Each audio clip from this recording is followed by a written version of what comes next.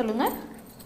1996 1996 பிப்ரவரி பிப்ரவரி 9 பிறந்த நேரம் 2:15 PM. 2:15 PM sir. ஆமாம், கோயம்புத்தூர். கோயம்புத்தூர். ராசி நட்சத்திரம் லக்னம் சொல்லுங்க. கன்னிராசி ரிஷப லக்னம். கன்னி ராசி ஹஸ்த நட்சத்திரம் ரிஷப லக்னமா சார்? ஆமாம் ஆமாங்க. என்ன கேள்வி கேட்கணும் சார்? குருஜி வணக்கம் குருஜி. வாழ்த்துக்கள், நல்லா இருப்பீங்க. குருதசை கணக்கான கொஞ்சம் பதட்டமா இருக்கு குருஜி. வரைக்கும் என்னங்க டக்குன்னு கனெக்டான கொஞ்சம் பதட்டமா இருக்கு குருஜி. ஒன்றும் இல்லை, நான் என்ன பாருங்க, நான் என்ன சிங்கமா புலியா? நானும் உங்களை மாதிரி மனுஷங்க. எதாச்சியா இல்ல இப்பதான் உங்க வீடியோ பார்த்து இந்த யூடியூப்ல டக்குன்னு கனெக்டான பரவாயில்ல, உடனே ஒரே டயல்ல கிடைச்சிருச்சு. அவங்கவுங்க வருஷ கணக்கில் ட்ரை பண்றாங்க, கிடைக்கல. உங்களுக்கு ஒரே டயல்ல கிடைச்சிருச்சு. ஆமா குருஜி. சரி குருஜி, ஆக்சுவலா அதுதான் இப்போ குருதசை நடக்குது. நான் இப்போ 2-3 மாசமா தான் குருஜி இந்த ஜோசியத்தை பத்தி கொஞ்சம் படிக்கணும்னு சொல்லி உங்க வீடியோ தான் ஃபுல்லா பார்த்துருந்தேன். சொல்லுங்க. இப்போ குருதசை நடக்குது குருஜி. இப்போ வந்து இப்போ நீங்க சொன்ன மாதிரி ரிஷப லக்னத்துக்கு வந்து குருதசை நல்லது பண்ணுமா இல்ல? ஏன்னா 2ஆம் வீட்டை பார்த்து கல்யாணம் வந்து டிலே ஆயிட்டே இருக்குது. நான் என்ன கேட்குறேன், கல்யாணம் வேற டிலே ஆகுது. ஆமா குருஜி. இப்போ இந்த அமைப்பில் நீங்க இது வரைக்கும் 30 வயசாச்சு, எந்தெந்த ஊருக்கு போயிருக்கிறீங்க? நான் தாய்லாந்து, சிங்கப்பூர் போயிருச்சு. ஆனா செட்டில் ஆகல, சும்மா போயிட்டு தான் வந்து குருஜி. எங்க? ஃபாரினுக்கு. ஃபாரினுக்கு போயிட்டு வர்றது உண்டா? ஏன்னா 5 நிமிஷத்துல லக்னம் மாறுது. 5 நிமிஷம் கழிச்சு நீங்க பிறந்திருந்தீங்கன்னா மிதுன லக்னம். மிதுன லக்னத்துல பிறந்திருந்தா உள்ளூர்ல தான் செட்டில் ஆவீங்க. ரிஷப லக்னம் 5 நிமிஷத்துல லக்னம் மாறுது. நான் வெளியூர்ல செட்டில் ஆகல குருஜி. ஆனா நான் நிறைய டைம் போயிட்டு வந்திருக்கேன் ஃபாரினுக்கு. உங்களுக்கு வெளிநாட்டில் செட்டில் ஆகிறதுக்கான ஆர்வங்கள், எண்ணங்கள் இருக்கா? முயற்சிகள் இருக்கு குருஜி. நான் 2 மணி HNB ட்ரை பண்ணேன், பட் ஆனால் கிடைக்கல. அது அப்படின்னா வந்து நீங்கள் ரிஷப லக்னமாக தான் இருப்பீங்க. ரிஷப லக்னப்படி 8ஆம் அதிபதி 12ஆம் இடத்தை தொடர்பு கொள்றதுனாலையும் 8ஆம் அதிபதிக்கு பாபத்துவம் எதுவும் இல்லாமல் லக்னாதிபதியே நல்ல விதமாக ஒரு சந்திர அதியோகத்தில் கேதுவோடு சேர்ந்துருக்கிறனாலையும் இந்த அமைப்பில் குருதசை புதன் பக்தியிலிருந்து நீங்கள் நல்லா இருப்பீங்க. ஆனால் திருமணம்லாம் ரொம்ப லேட்டுங்க. அதுதான் குருஜி கேட்குறேன். திருமணம் எல்லாம் ரொம்ப லேட்டு. ஏன்னா திருமணம் என்பது புத்திரபாக்கியத்திற்காக செய்யப்படுகின்ற ஒன்று. ஆக இங்கே ரிஷப லக்னத்தின் அடிப்படையில் அங்கே ராகு எல்லாம் 5ஆம் இடத்துல வந்து உட்காந்துருக்கு. 7ஆம் அதிபதி வந்து சனியோடு சேர்ந்து இருக்கிறார். இந்த மாதிரியான அமைப்புகளில் திருமணம் 30 வயசு 32 வயசுக்கு அப்புறம் தான் கல்யாணமே நடக்கும். ஓகே குருஜி. கேது புக்தியில் தான் வந்து கேது புக்தி 2030. புதன் புக்தி யாரோட தொடர்பு கொண்டிருக்கு? புதன் வந்து ரிஷப லக்னத்திற்கு 3ஆம் இடத்தை பார்க்குறாரு. ரொம்ப லேட் ஆகிற மாதிரி.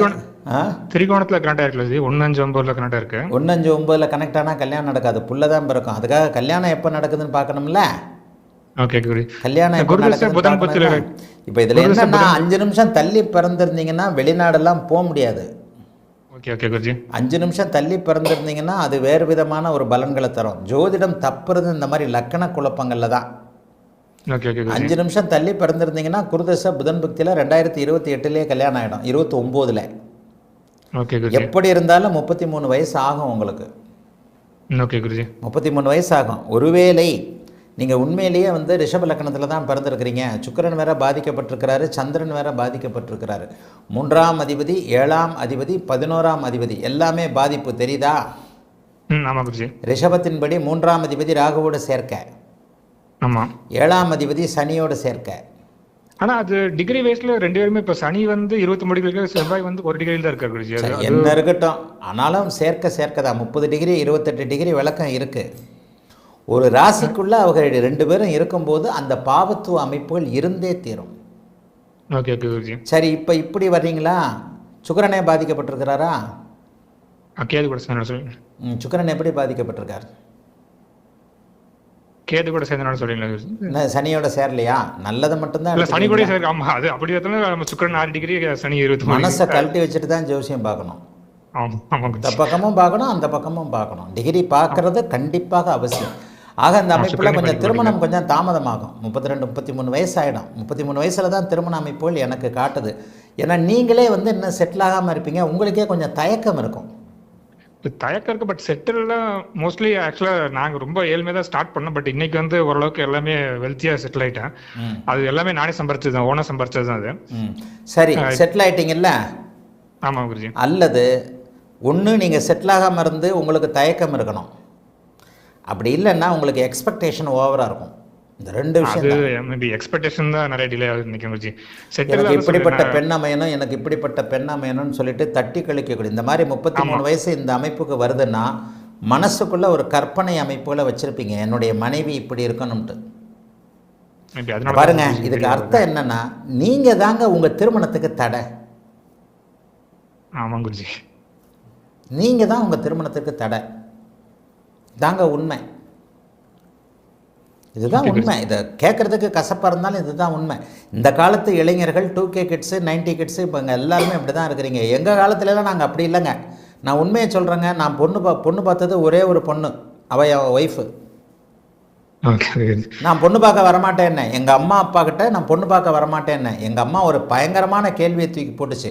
டே, நீ பொண்ணை பார்க்க வேண்டாம்டா, உன்னை பொண்ணு பார்க்கணும்ல, கருப்பா சிகப்பா, அதுக்கு ஒன்றை பிடிக்கணும்ல. அப்புறம் தான் நினச்சேன், ஓஹோ என்ன கூட பொண்ணு பிடிக்கலன்னு சொல்லிடும்ல. எங்கள் அம்மா சிரிக்கிறதுக்காக சொல்லலை. நான் ஒரே ஒரு பொண்ணை பார்த்தேன், அதுதான் என்னோடய மனைவி. நான் தலையாட்டிட்டு வந்துட்டேன். நான் என்னுடைய மனைவியை பெண் பார்க்க எங்கள் அம்மா அப்பா கூப்பிடும்போது நான் போக மாட்டேன்னே. ஏன்னா கழுதையை காட்டினாலும் நான் கட்டிக்கிறேம்மா அப்படின்னு எங்கள் அம்மாட்ட சொன்னேன்.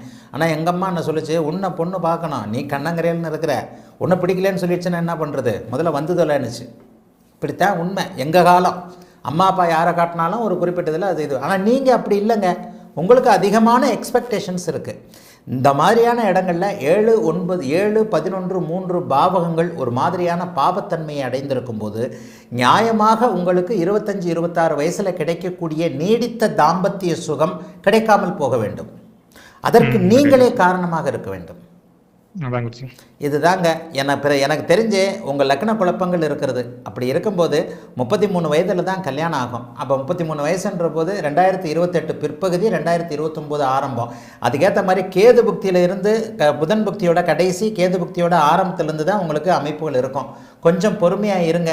ஜாதகம் கொஞ்சம் நல்ல ஜாதகம், ஆனால் கொஞ்சம் லேட் ஆகும். சரியா? வேறு ஏதாவது கேட்கணுமா? ஆமா, இது இப்போ அப்பா கொஞ்சம் உடம்பு சரியில்லை. நான் இப்போ குருதசரை போயிட்டு இருக்கு. நான் அஷ்டம சனி மாதிரி வருது, அதனால தான் பாதிப்பு இருக்குமா குருஜி? அஷ்டம சனியில் அப்பாவுக்கு பாதிப்புகள் இருக்கும், ஆனால் உயிர் பாதிப்புகள் இருக்கிற மாதிரி அமைப்புகள் இல்லை. என்ன இருந்தாலும் சூரியன் வந்து திக்பலத்திற்கு பக்கத்தில் இருப்பதும் சிம்மத்தை குரு பார்ப்பதும் 9ஆம் அதிபதி அப்படி ஒன்றும் பெரிய பாபத்து ஒரு 30 டிகிரி விலகி இருக்கிறார். ஆகவே அப்பாவிற்கு உயிர்கண்டம் கிடையாது. மற்றபடி கண்டிப்பாக ஏதாவது சின்ன சின்ன பிரச்சனைகள் இருக்கும். அஷ்டம சனியில் அந்த பிரச்சனைகள் வரத்தான் செய்யும். வாழ்த்துக்கள், நல்லா இருப்பீங்க. அழைத்ததற்கு நன்றி. வணக்கம் குருஜி. நேரம்